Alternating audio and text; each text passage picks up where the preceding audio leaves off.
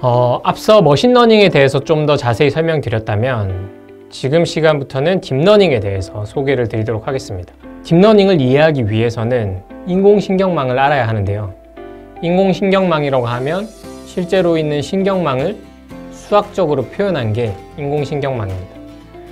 예를 들면 보시는 것처럼 하나하나의 뉴런이 하나하나의 노드라는 수치 데이터로 표현이 가능하고, 이런 노드가 모여서 계산을 하고 계산 결과를 리그레션이나 클래시피케이션 문제로 활용할 수 있는 게 인공신경망입니다. 그래서 인공신경망은 인풋 레이어, 히든 레이어, 아웃풋 레이어로 나눠지는데요.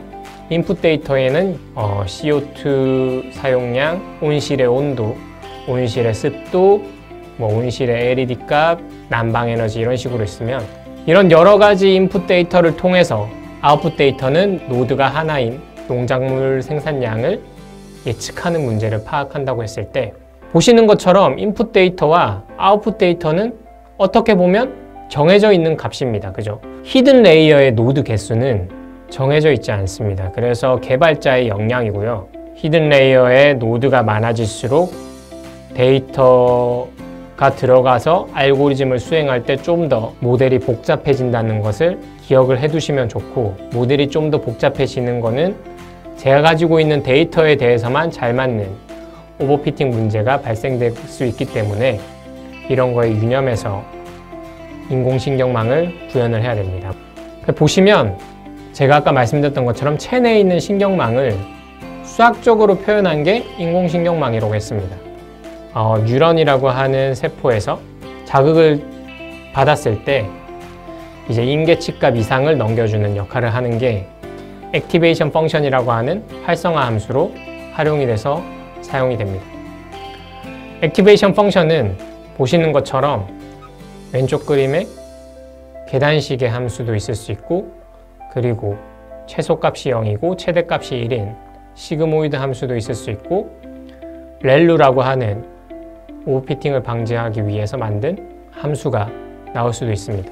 보시면 어떤 신호를 입력받아서 적절한 처리를 해서 출력을 해주는 함수인데, 보시는 것처럼 어떤 임계값을 기준으로 활성화되거나 혹은 비활성화되는 형태를 보이게 만들어주는 함수이고요. 그리고 액티베이션 펑션의 또 다른 특징은 리니어한 알고리즘을 좀 더 논 리니어하게, 좀 더 복잡하게 만들어주게 할 수 있는 함수의 특징을 가지고 있습니다. 인공신경망 설명에 대해서 좀 더 수치적으로 제가 전공자들을 위해서 혹은 인공신경망을 잘 활용하시는 분들에 한해서 조금 더 딥한 내용을 설명을 드릴 건데요. 만약에 수식이 어렵거나 구조가 이해가 되지 않는다고 하시면 좀 더 쉬운 버전의 인공신경망을 설명한 유튜브도 많으니까 그런 거를 활용하시면 좋을 것 같고요. 이 부분은 실제로 데이터가 어떻게 구현되는지를 하나하나 좀 설명을 드리는 부분이라서 너무 모르시면 그냥 넘어가셔도 좋고, 저는 관련돼서 지금 인공신경망에서 노드에 있는 데이터가 어떻게 학습이 되는지를 좀 설명을 드리도록 하겠습니다. 인공신경망은 일반적으로 fx의 세미콜론 세타라는 수식으로 많이 쓰는데요. 보시는 것처럼 세타1, 세타2라고 하는 세타를 업데이트 해가면서 fx를 만든다는 뜻이거든요.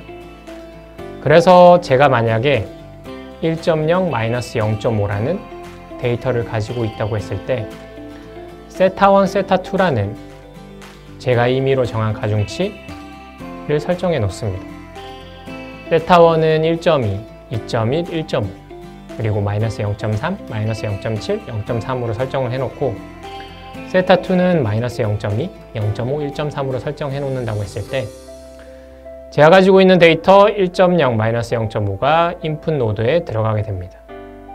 그리고 세타1과 1.0, -0.5의 행렬 곱에 의해서 세타1은 전치를 해주고 트랜스포즈를 해준 다음에 xi랑 곱을 해준 다음에 이 값을 아까 말씀드렸던 액티베이션 펑션 시그모이드 함수에, 시그모이드 함수 꼴은 1 플러스 2의 마이너스 x분의 1인데 1 플러스 2의 마이너스 x분의 1에 1.35, 2.45, 마이너스 1.65를 넣으면 0.79, 0.92, 0.16의 값이 나오게 되고요. 이러한 값들을 세타2로 임의로 정한 제가 정한 마이너스 0.2, 0.5, 1.3의 가중치를 곱하고 액티베이션 펑션에 넣으면 0.62가 나오게 됩니다.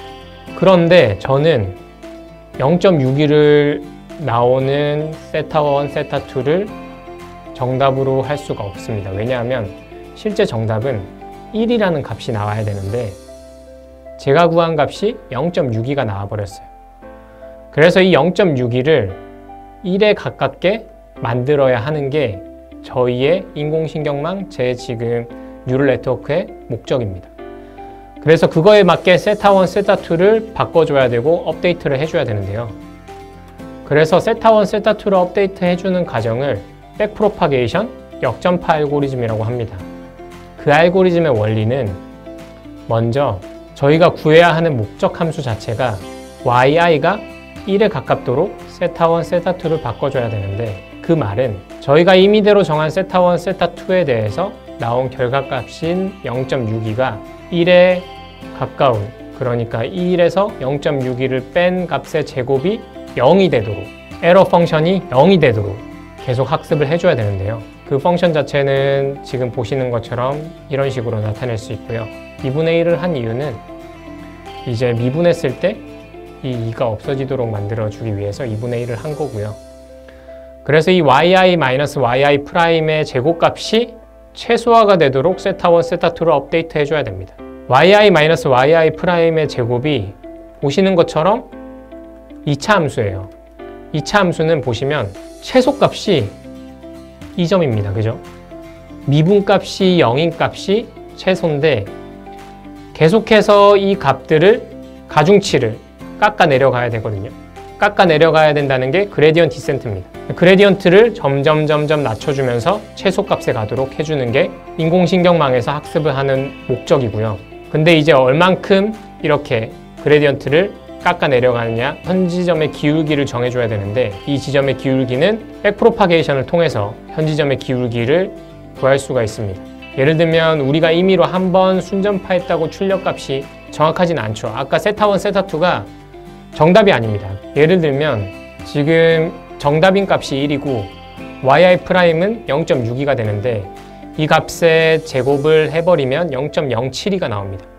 그리고 이 값을 미분을 해버리면 마이너스 0.38이 나오는데 이제 각각에 대한 세타2, 세타1을 업데이트할 때 여기서 나오는 게 체인 룰이라고 하는데요. 체인 룰은 뭐냐면 dx분의 dy는 dx분의 da 곱하기 da분의 dy와 같다. 그러니까 미분을 해버리면 미분의 곱 연산 중에 체인 룰이라고 하는 게 있는데 보시는 것처럼 d세타를 업데이트 하려면 각각에 해당하는 레이블에서 각각의 값을 미분한 것들을 곱해주면 세타1, 세타2에 해당하는 만큼 에러 레이트의 변화량을 구할 수가 있습니다.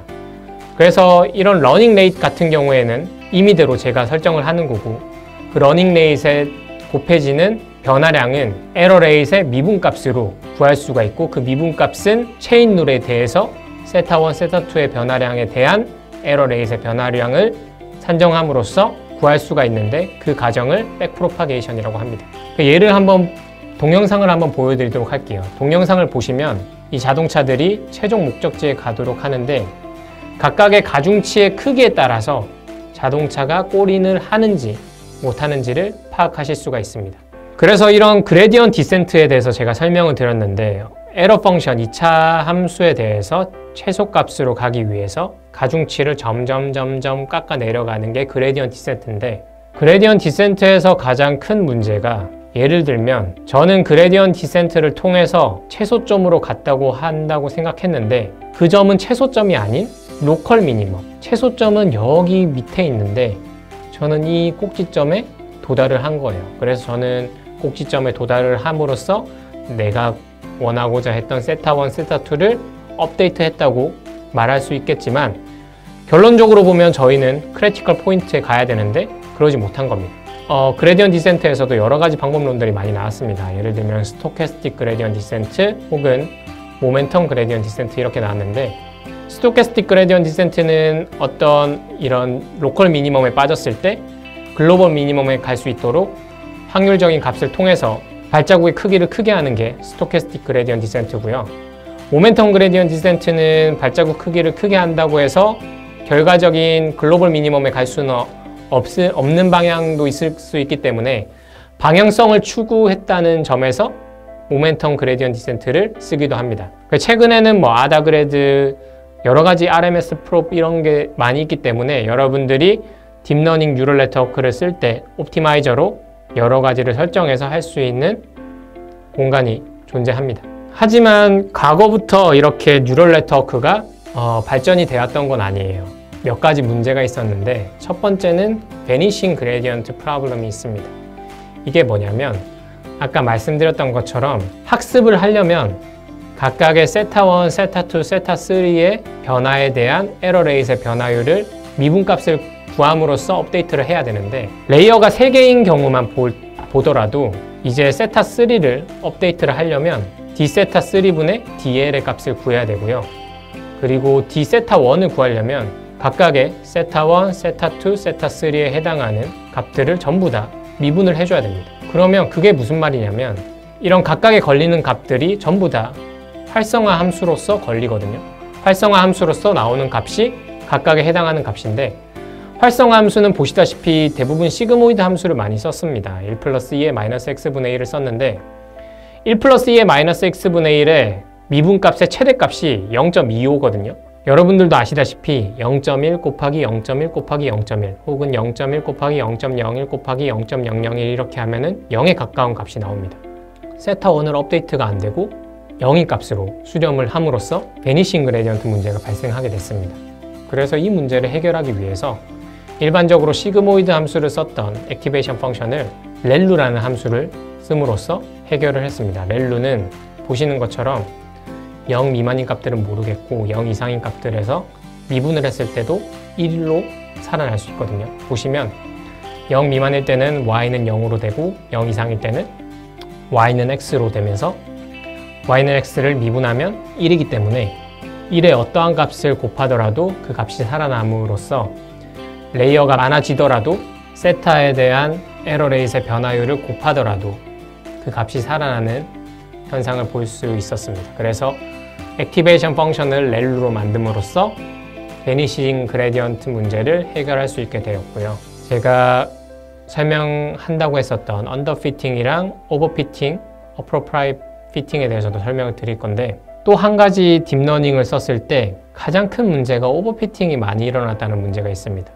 즉 풀어야 되는 문제는 간단한데 모델이 복잡하고 주어진 데이터는 몇 개 없었습니다. 그래서 제가 가지고 있는 데이터에 대해서 굉장히 잘 맞는 모델이 계속 만들어지는 게 오버피팅이에요. 예를 들면 빨간색 이런 X자 데이터와 파란색 동그라미 데이터가 있다고 했을 때 보시는 것처럼 파란색 데이터가 이렇게 쭉 있고요. 빨간색 데이터가 있을 때 가장 잘 나눠진 파란색 선은 오른쪽 오버피팅에 해당하는 파란색 선입니다. 보시는 것처럼 X랑 동그라미 데이터가 굉장히 잘 나눠졌죠. 하지만 여러분들이 보시다시피 파란색 데이터의 분포가 일반적으로 여기에 분포할 것 같고 빨간색 데이터는 이렇게 분포할 것 같아요. 그래서 미래 시점의 데이터들은 만약에 제일 오른쪽 파란색 선처럼 나눠진다고 하면은 파란색 선은 미래 시점에도 이렇게 꼬부랑꼬부랑 선이, 모델 선이 나오겠죠. 그러면 빨간색 데이터와 파란색 데이터는 이런 식으로 분포를 하게 될 건데 미래 시점의 데이터는 잘 맞지 않는, 그러니까 제가 가지고 있는 데이터에만 잘 맞는 문제가 오버피팅입니다. 그래서 제가 가지고 있는 데이터에는 2개 정도는 틀렸지만 미래에 올 데이터에 잘 맞는 모델을 만드는 게 appropriate fitting이 되는 거고 저희는 목적이 제 데이터에도 잘 맞고 미래에 오는 데이터에 잘 맞는 모델을 만들어야 되는 게 딥러닝, 머신러닝 모델의 목적이거든요. 그래서 오버피팅을 해결하고자 딥러닝에서는 드랍아웃이라는 개념을 도입했습니다. 일반적으로 왼쪽의 모델처럼 뉴럴 네트워크는 정말 많은 인풋 노드와 히든 노드, 아웃풋 노드가 있고 이런 노드들의 백프로파게이션 그리고 그레디언트 디센트를 통해서 학습을 하는 건데 학습량이 많아지고 파라미터가 많아지면 모델이 복잡해집니다. 복잡해지면 제가 가지고 있는 데이터에 대해서 복잡한 모델을 만들게 되고 복잡한 모델은 즉 오버피팅이 일어나게 되는데 그거를 해결하고자 간단하게 히든 레이어의 히든 노드를 몇 개 없애고 인풋 레이어의 인풋 노드를 없애서 학습을 하는, 쉽게 말하면 뉴럴 네트워크 모델을 간소화시킨 거죠. 간소화시켜서 모델의 복잡성을 줄이고 오버피팅을 해결하는 알고리즘을 만들었는데 그게 드랍아웃이고, 드랍아웃을 통해서 오버피팅 문제를 해결했습니다. 그래서 아까 베니싱 그레디언트 문제는 렐루라는 액티베이션 펑션을 만듦으로써 해결을 했고, 오버피팅은 드랍아웃, 최근에는 뭐 데이터 어그멘테이션이나 굉장히 많은 방법으로 오버피팅을 해결하고 있으니까 그러한 방법론도 잘 나중에 좀 더 공부를 하시면 도움이 될 것이라고 생각합니다. 그리고 이제 알고리즘 성능 평가에 대해서 좀 설명을 하기 전에 일반적으로 많이 쓰이는 데이터에 대해서도 소개를 드리도록 하겠습니다. 일반적으로 딥러닝 모델은 사실 이미지 관련 데이터를 푸는 모델에 대해서 역사를 쭉 함께 했고요. 그래서 굉장히 많이 공용적으로 쓰이는 이미지 데이터가 있습니다. 첫 번째는 MNIST라는 데이터인데 0에서 9까지 손글씨로 쓴 데이터죠. 보시면 0, 1, 2, 3, 4, 5, 6, 7, 8, 9를 손글씨로 이렇게 나타낸 그 데이터인데 흑백의 데이터고요. 흑백의 이 숫자 데이터는 이런 행렬꼴로 숫자 데이터로 나타낼 수 있고, 이 행렬꼴을 통해서 CNN 알고리즘이나 어떤 이미지 프로세스 알고리즘을 통해서 이 데이터를 클래시피케이션 하는 문제로 활용을 할 수 있는 데이터셋입니다. 그래서 일반적으로 예전에는 MNIST 데이터셋을 많이 쓰기도 했고요. 그리고 흑백 데이터는 너무 좀 단순한 디멘션을 가지고 있기 때문에 멀티 디멘션인 칼라 데이터를 현재는 많이 쓰고 있습니다. 칼라 데이터는 사이파10이라고 하는 데이터를 많이 쓰는데, 보시는 것처럼 비행기, 자동차, 새, 고양이, 사슴, 개, 개구리, 말, 배, 트럭 이런 그림 데이터를 이미지셋으로 나타내서 RGB 형태의 멀티 디멘셔널한 데이터를 활용한 좀 더 복잡한 모델을 생성하고 구현하고 검증하는데 많이 사용하고 있으니까 이러한 데이터셋도 한번 보시면 도움이 되실 겁니다.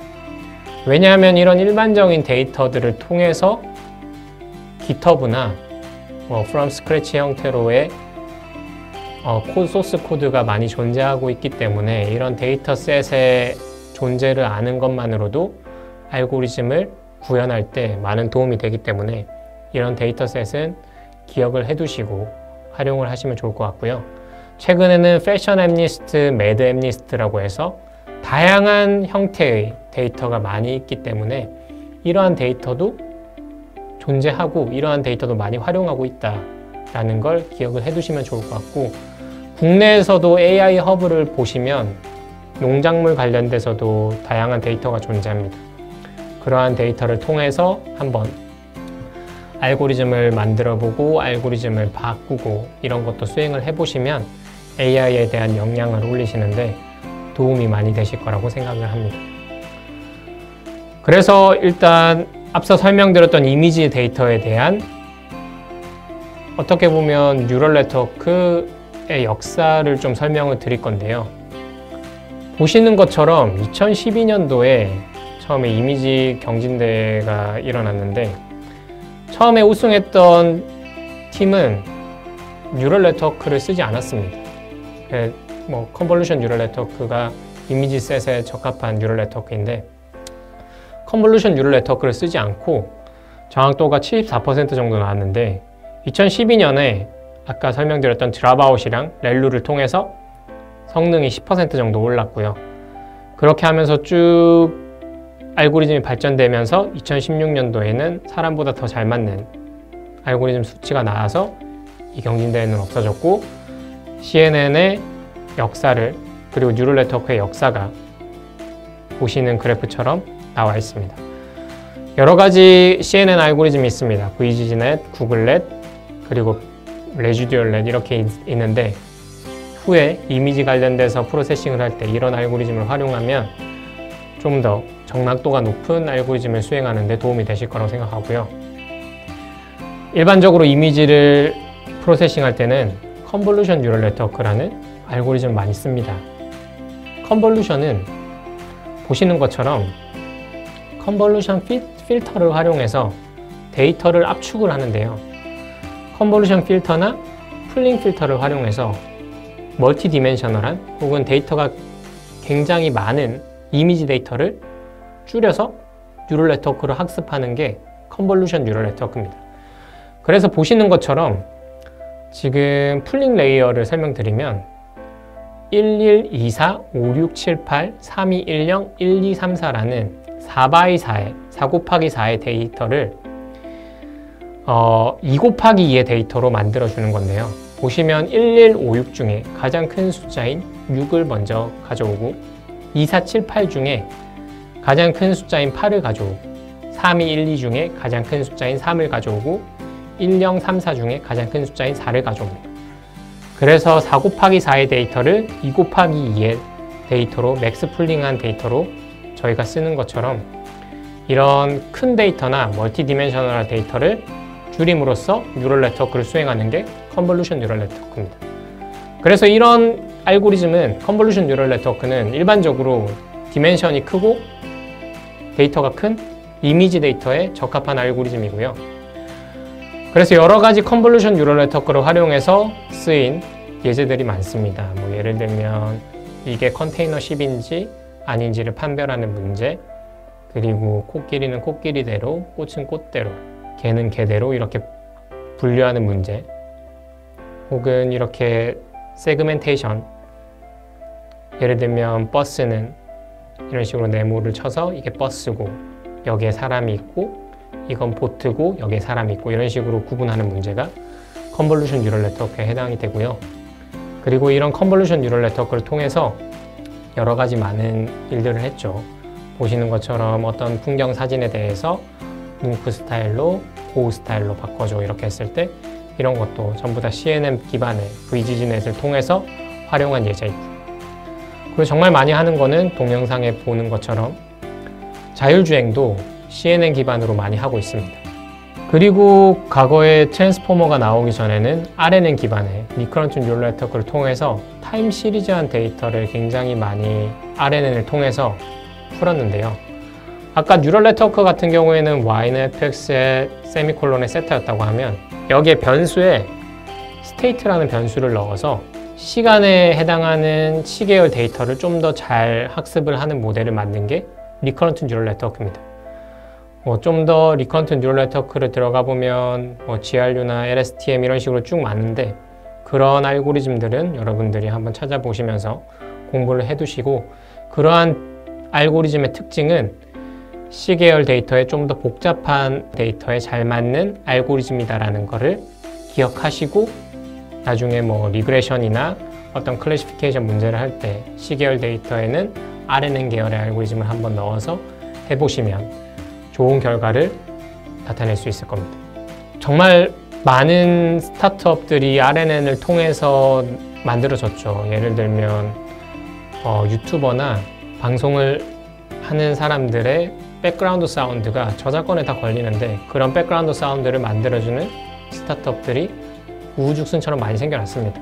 그리고 아까 제가 설명드렸던 그 강화학습에 대해서 좀 설명을 드릴 건데요. 강화학습은 아까도 말씀드렸던 것처럼 어떤 행동을 취하는 에이전트가 어떤 행동, 액션을 취했을 때 인바이러먼트에서 받아들여지는 리워드, 보상이 최대화가 되도록 움직여주는 게 강화학습입니다. 강화학습에서는 여러 가지 알고리즘들이 많이 나왔어요. DQN이라든지 DDPG, TRPO, PPO 이런 식으로 알고리즘이 굉장히 많이 나왔는데, 아까 말씀드렸던 알파고에 쓰였던 알고리즘은 DQN 알고리즘입니다. DQN 알고리즘은 블로그나 이런 식으로 유튜브나 확인을 해보시면 좋을 것 같고요.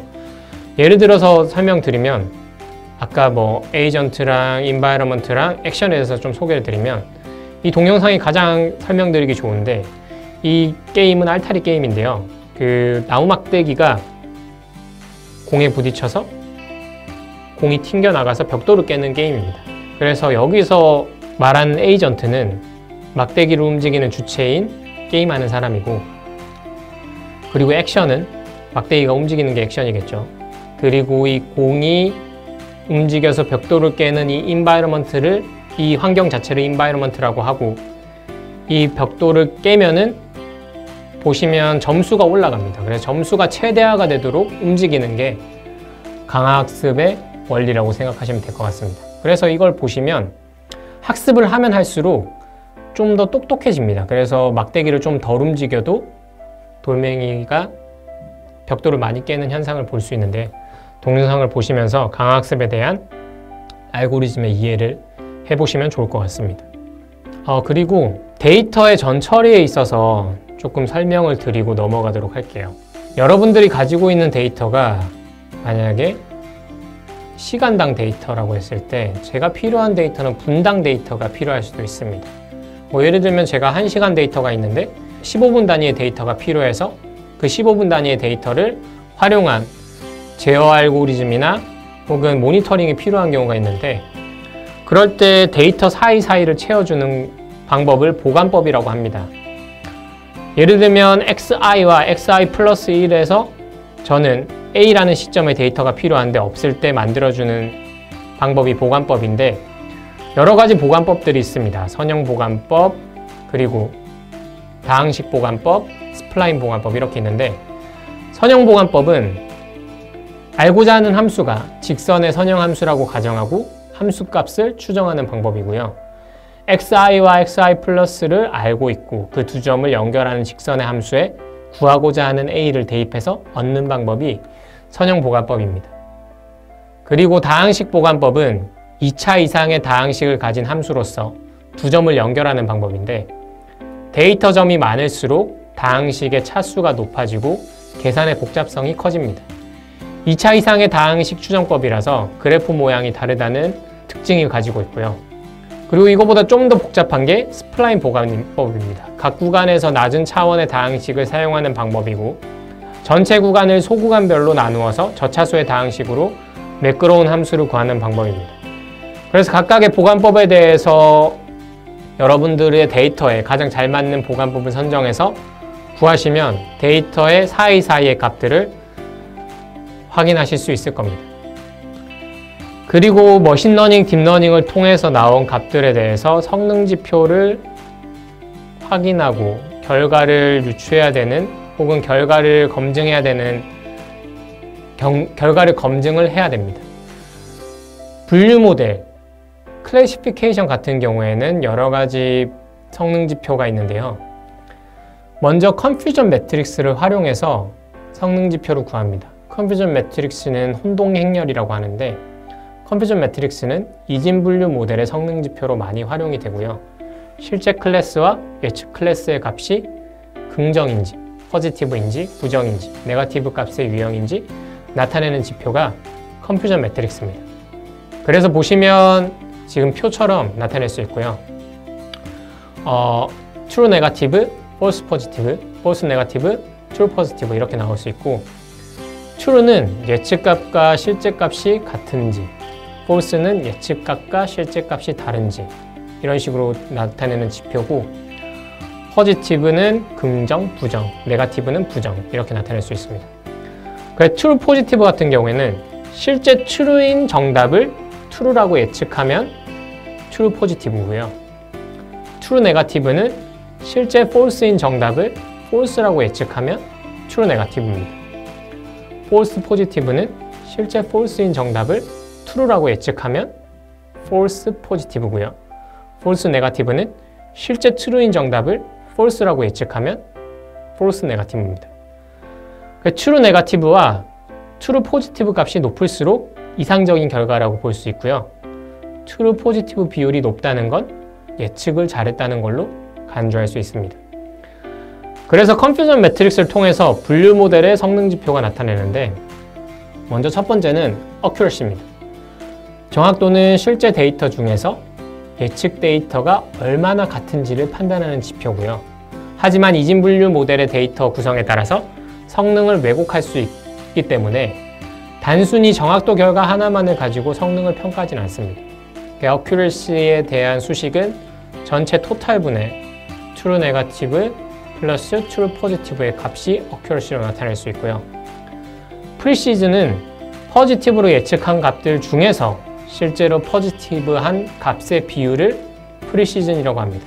즉 예측값이 얼마나 정확한지를 표현하는 게 프리시즌이고요.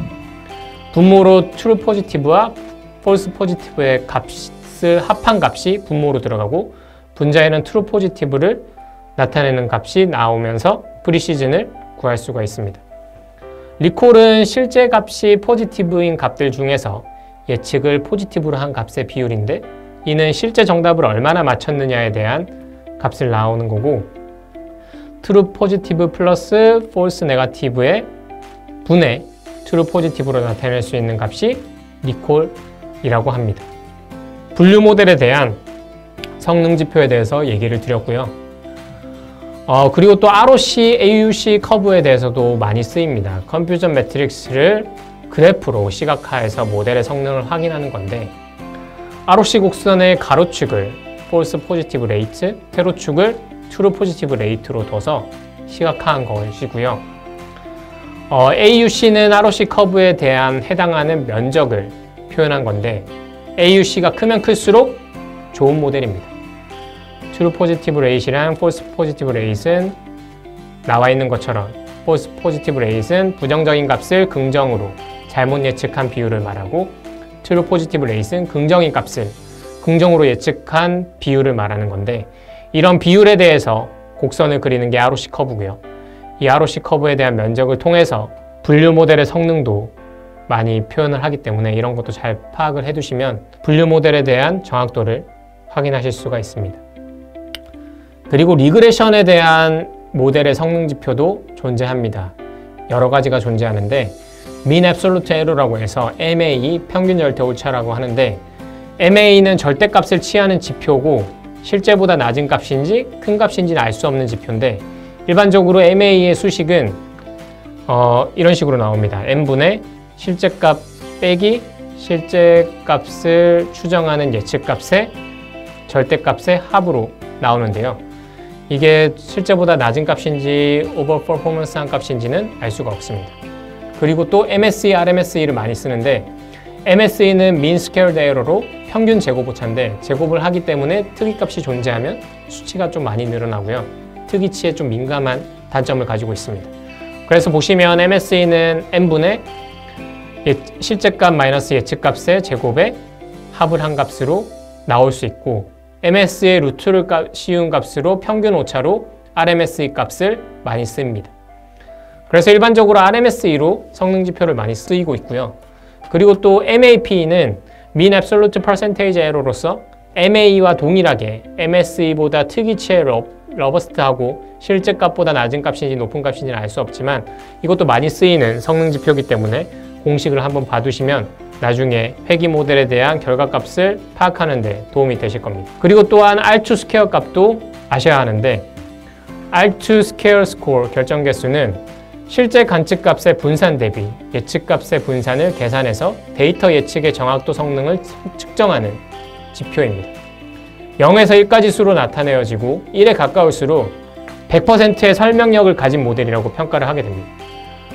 관측치에서 예측치를 뺀 값의 제곱합에서 타겟 평균을 대상으로 하는 관측값의 잔차 제곱함을 나누어 준 값을 1에서 빼주면 R2 스퀘어가 나오게 됩니다. R2 스퀘어는 아래의 식처럼 간단하게 표현을 할 수 있고요. 리그레션에 대해서 수행을 했을 때 R2 스퀘어랑 RMSE 혹은 MSE 이런 값들을 잘 기억을 해두셨다가 내가 만든 리그레션 모델이 잘 맞는지 안 맞는지를 파악하시면 될 것 같습니다. 그리고 만약에 데이터셋이 많이 없거나 혹은 데이터셋을 통해서 오버피팅을 좀 해결하고자 할 때는 이런 교차 검증이라는 방법을 많이 씁니다. 보통은 트레인셋이나 테스트셋로 모델을 검증하는데 고정된 테스트셋을 통해서 모델의 성능을 검증하고 수정하는 과정을 반복하면 결국 만든 모델이 테스트셋에만 잘 작동하는 모델이 될 수도 있거든요. 그래서 테스트셋에 오버피팅이 될 수도 있습니다. 그래서 이를 해결하고자 하는 게 교차 검증이고요.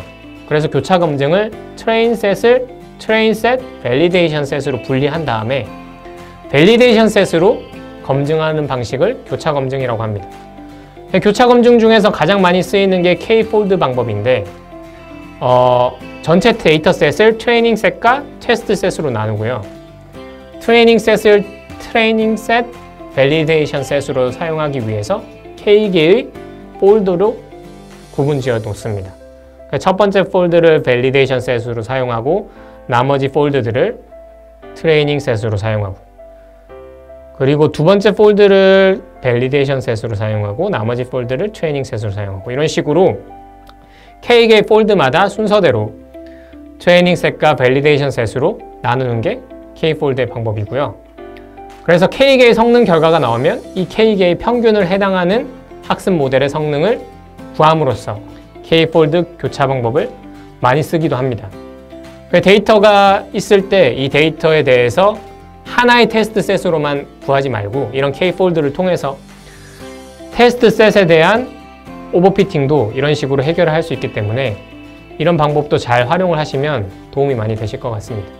그리고 현재에는 이런 드랍아웃이나 뭐 K폴드 이런 것 뿐만 아니라 데이터 오그멘테이션이라고 하는 데이터의 변형을 통해서도 알고리즘의 성능을 저희가 전혀 모르는 테스트 셋에서도 잘 맞는 결과를 나올 수가 있는데, 뭐 예를 들면 그런 거죠. 뭐 이미지 같은 경우에 트랜슬레이션을 하거나 축소를 하거나 변형을 하거나 회전을 하거나 미러링을 하거나 이런 식으로 데이터 셋을 바꾸거나 혹은 데이터의 일부를 가려서 노이즈를 추가해서 데이터를 학습하거나 결과를 내는 데이터 오그멘테이션을 통해서 오버피팅을 해결하는 그러한 많은 방법들도 있습니다.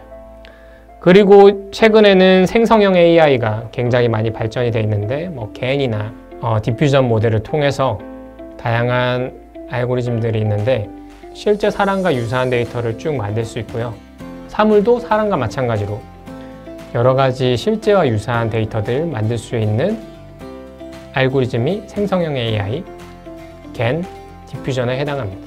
그래서 동영상을 보시면 저희가 가지고 있지는 않지만 실제와 유사한 데이터도 만들어서 알고리즘의 정확도를 점점 올리는 작업도 있기 때문에 이러한 내용도 한번 보시면 현재 AI의 트렌드를 보시는 데 도움이 되실 거라고 생각합니다. 생성형 AI에 있어서 정말 중요한 챗GPT 관련돼서도 조금 설명을 드리도록 하겠습니다. 2022년 말에 오픈 AI에서 챗GPT를 공개함으로써 이제 생성형 AI 시대가 열렸는데요.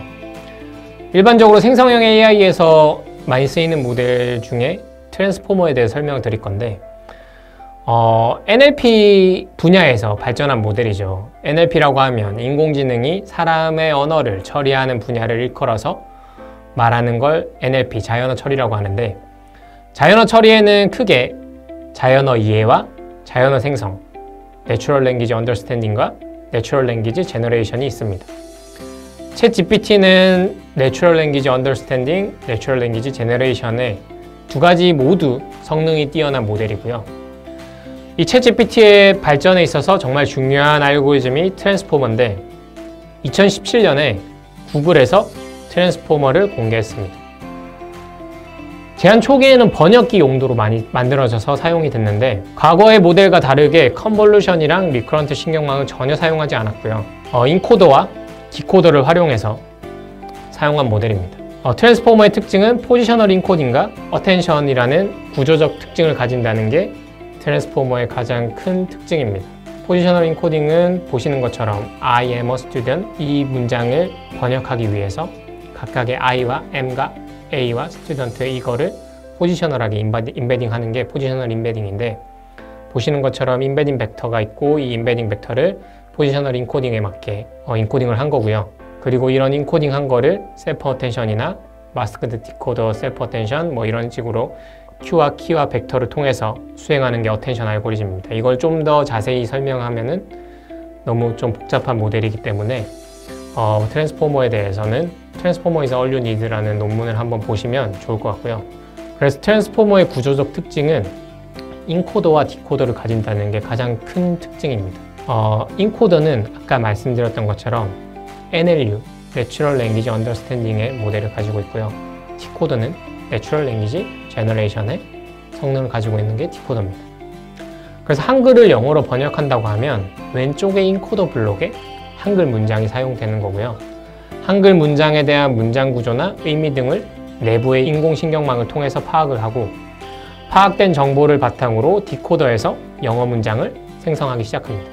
GPT는 디코더인 내추럴 랭귀지 제너레이션이 발전된 모델의 형태예요. GPT 계열의 모델에서는 텍스트를 새로운 문장으로 요약하거나 번역하거나 글을 작성하는 디코더 모델에서 계속 발전이 된 모델인데, GPT는 학습 데이터가 많고 모델의 크기가 커지면 커질수록 성능이 점점 더 좋아지고요. GPT는 이제 자연어 생성뿐만 아니라 자연어 이해에서도 굉장히 뛰어난 성능을 보입니다. 마이크로소프트는 1750억 개의 파라미터를 가진 GPT-3, 구글은 1370억 개의 파라미터를 가진 LAMDA, 네이버는 하이퍼클로바라는 2040억 개의 파라미터를 가진 모델을 보여줬습니다. 그래서 GPT 발전을 보시면 GPT-1, 2, 3에 대해서 확인을 할 수 있는데 파라미터도 굉장히 올라갔습니다. 보시면 GPT-1은 1억 1700만 개의 파라미터를 사용했다고 하면 GPT-2는 15억 개, GPT-3는 1750억 개의 파라미터를 사용했고, 점점 더 복잡해지는 모델을 통해서 점점 정확해지고 점점 빨라지는 모델을 만들 수 있을 수 있었고요. 챗GPT 같은 경우에는 파급력이 어마어마했죠.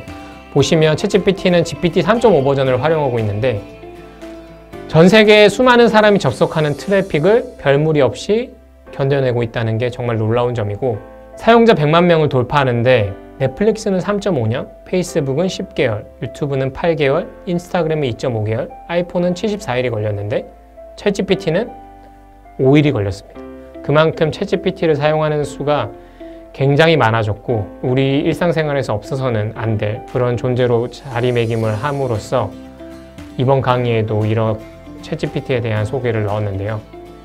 챗GPT는 현재 굉장히 많은 분야에서 활용을 할 수 있는데 챗GPT에 대해서 또 몇 가지 한계가 있습니다. 먼저 한계를 설명한 다음에 챗GPT가 활용할 수 있는 분야에 대해서도 소개를 드리도록 하겠습니다. 챗GPT 한계는 첫 번째로 실시간 학습 능력이 없습니다. 근데 실시간 학습하는 것처럼 보이는 현상이 있어요. In Context Learning이라고 하는데 답변할 때마다 바로 이전 질문과 이전 대화를 고려해서 답변을 하는 건데 영구적으로 기억하는 학습과는 엄연히 다릅니다. 그리고 챗GPT는 2021년도까지의 시간만 학습을 하고 있거든요. 그래서 알고 있는 지식의 시간이 2021년 이후에는 전무합니다. 그래서 계속 업데이트를 해가겠죠. 근데 이런 한계가 있고요. 그리고 챗GPT는 정보를 검색하지 않습니다. 기존 검색 엔진과 같이 원문을 그대로 가져오는 구조가 아니기 때문에 잘못된 답변을 할 가능성이 굉장히 있습니다. 그리고 숫자에 약하고요. 언어 모델은 기본적으로 다음에 올 확률이 가장 높은 단어를 선택해서 텍스트를 작성하는 모델이기 때문에 텍스트의 수치 정보가 틀렸을 수 있다는 것을 염두에 두고 사용을 해야 됩니다. 그리고 할루시네이션이라고 하는 확률이 높은 답변을 완성하지만 그 답변이 진실인지 거짓인지 여부를 판단하는 능력이 없어요. 그래서 거짓된 사실을 섞어서 생성하는 현상이 있거든요. 이러한 한계가 있기 때문에 정보의 사실성을 잘 파악한 다음에 챗GPT를 활용하셔야 됩니다. 그래서 아까 말씀드렸던 것처럼 챗GPT는 여러 가지 활용도가 있는데요. 첫 번째로 엑셀로 활용을 할 수 있습니다. 보시는 것처럼 이렇게 엑셀 장표가 있을 때 엑셀에서 G열에서 H열의 값을 빼는 수식을 작성해줘. G열은 G4부터 G13까지 있고 H열은 G4부터 H13까지 있어. 그리고 이걸 I4열부터 I13열에 입력하고 싶어. 어떻게 하는지 모르겠어. 이렇게 했을 때 이러한 수식을 작성하는 걸, 과거에는 이러한 수식을 작성한다고 했을 때 이렇게 상세하게는 모르겠고 그냥 수식에 대한 거를 구글링 하거나 혹은 책을 보거나 이렇게 해서 찾았는데 이렇게 상세하게 나타나서 챗GPT에 물으면 보시는 것처럼 코드로 수식을 나타내 줍니다. 그래서 이 코드를 카피한 다음에 엑셀에 페이스트를 해보면 그 값이 나오는 걸 확인할 수 있고요. 지금 나오는 것처럼 이런 수식은 들어가는 상황에 따라서 계속 수식이 바뀌긴 하지만 정답은 같으니까 활용을 해보시면 좋을 것 같고, 그리고 엑셀에서 C열의 값이 신용카드인 경우에 대해서만 I열의 값을 더하는 수식을 작성하고 싶어. 참고로 C열과 I열 모두 4번부터 13번까지 값이 있어. 이런다고 했을 때 정말 저희가 모르는 함수인 SUMIF 이런 거를 챗GPT는 나타내 줌으로써 엑셀에서 저희가 수식을 활용하고 싶을 때 챗GPT를 활용해서 할 수 있으니까 엑셀 데이터를 활용할 때 이런 거를 챗GPT를 꼭 활용을 하시면 도움이 많이 될 거라고 생각합니다. 엑셀뿐만 아니라 PPT도 챗GPT로 활용할 수 있는 방법이 많습니다. 예를 들면 탄소 배출을 줄이는 법에 대한 주제로 파워포인트 발표를 하려고 해.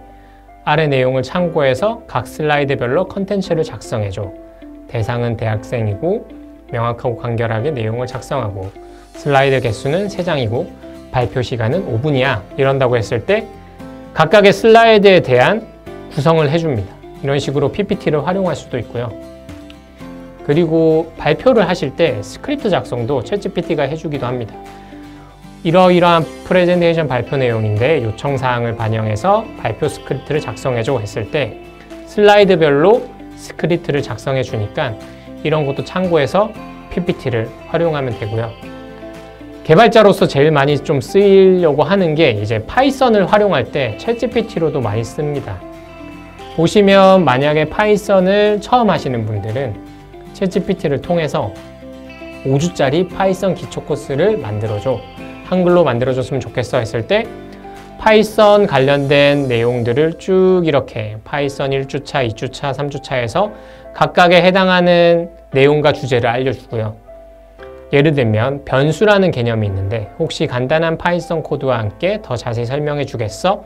이렇게 했을 때 코드로서 예제 코드를 설명해 주고 방법을 보여줍니다. 그래서 여러분들이 파이썬을 처음 하시는 분들은 챗GPT를 활용해서 여러분들이 활용하고자 하는 코드를 구현을 해보시는 것도 도움이 될 거라고 생각하고요. 그리고 파이썬을 작성할 때 가장 좀 어려운 부분이 이런 에러 발생하는 부분인데요. 이런 에러가 발생했을 때 챗GPT로 만약에 에러 발생하는 구문을 카피한 다음에 넣어보면 해당 에러는 문법 오류로 인해 발생했습니다. 실제로 코드를 보면 if문의 마지막에는 콜론이 누락되어 있는 것을 확인할 수 있습니다. 이런 식으로 굉장히 상세하게 에러 코드에 대해서 설명을 해주거든요. 그래서 이런 에러 코드에 대해서 수정하는 방법도 챗GPT로 많이 표현을 해주기 때문에 이런 거를 잘 활용해서 개발하는데 도움을 받으시면 좋을 것 같습니다. 그래서 챗GPT에 대한 설명은 여기까지 하고요. 그리고 앞서 AI에 대한 설명도 이걸로 마치도록 하겠습니다.